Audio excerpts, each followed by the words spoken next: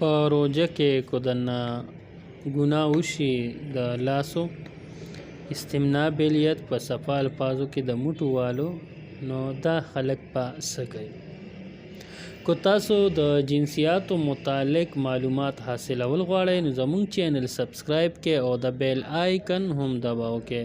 ډیره مننه دوستانو. تاسو ته خو پته ده چې انسان چې دی نو دا هو کمزور دی، ګناهونه ته کېږي هرچانه د بعضې مسلو تپوس انسان نشي کولی، یا داسې وي چې د بعضو مسلو نه انسان نه وي خبر او هغه یو ډېره ګناه وي او هغه ته پته نه وي چې د دې ماته څومره نقصان را رسي. استمنا بیلیت کم چې ورته د موټي وهل وي په پښتو کې، کو دا څوک په روژه کې ووي نو دې به څه کوي.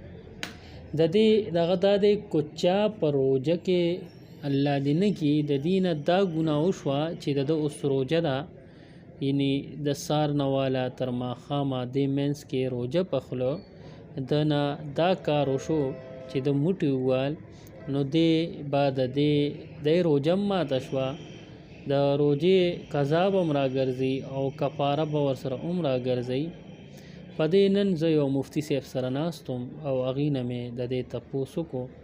هغې راته جواب کې داسې خبره وکړه کومه چې ما تاسو ته وکړه چې دی به 2 میاشتې پرله پسې روژې نیسي او یو روژه دا کومه چې خوړلې ده دا به نیسي.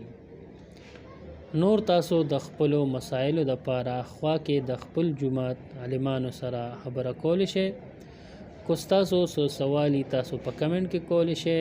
مونږ له اجازت راکړئ. د لوی الله په امان.